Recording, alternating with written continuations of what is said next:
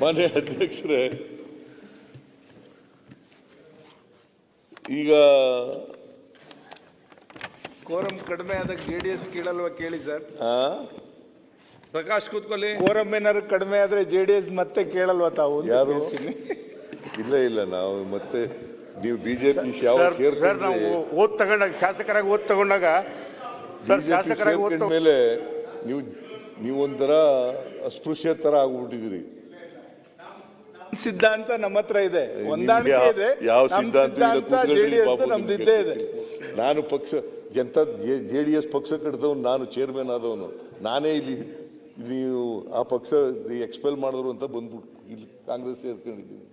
ನೀವು ಇಲ್ಲಿ ನೀವು ನೋಡಿ ಯಾಕೆ ನಿಮ್ಗೆ ಹೇಳ್ತಾ ಇದ್ದೀನಿ ಅಂತಂದರೆ, ನಾನು ಅಧ್ಯಕ್ಷನಾಗಿರುವಾಗ 59 ಸ್ಥಾನ ಗೆಲ್ತು JDS. ಅದಾದಮೇಲೆ ಈಗ ಎಷ್ಟಿದ್ದೀರಿ?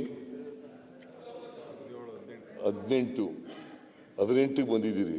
ಮುಂದಿನ ಸಾರಿ 2-3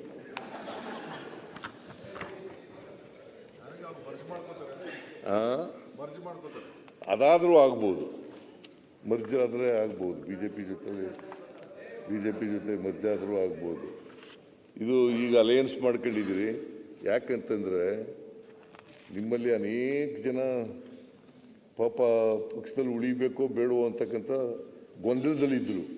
ಆ ಗೊಂದಲ ನಿವಾರಣೆ ಮಾಡೋಕ್ಕೋಸ್ಕರ ಅವ್ರ ಜೊತೆ ಸೇರ್ಕೊಂಡಿದ್ದೀರಿ. ಮರ್ಜ್ ಮಾಡ್ಕೊಳ್ಬಿಡಿ ಸುಮ್ಮನೆ. ಬಾಬು, ನೀನು ಸಲಹೆ ಮಾಡು ದೇವೇಗೌಡರಿಗೆ.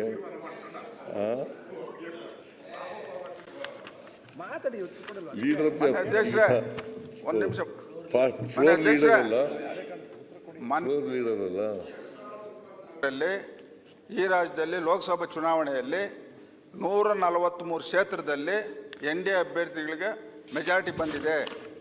ಈ ರಾಜ್ಯದಲ್ಲಿ 136 ಸೀಟು ಕಾಂಗ್ರೆಸ್ ಪಕ್ಷ ಬಂದಿರೋದು ಒಪ್ಕೊಳ್ಳೋಣ. ಆಯ್ತು, ಜೆಡಿಎಸ್ ಬಗ್ಗೆ ಈಗ ಮಾನ್ಯ ಮುಖ್ಯಮಂತ್ರಿಗಳು ನೋಡಿ ಜೆಡಿಎಸ್ ಪಕ್ಷದಲ್ಲಿ ಬೆಳೆದಂತವ್ರು.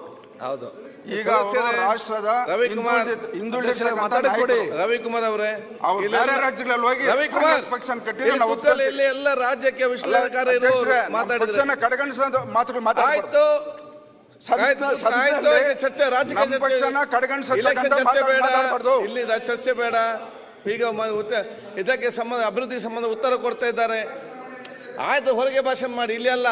ಆಯ್ತು.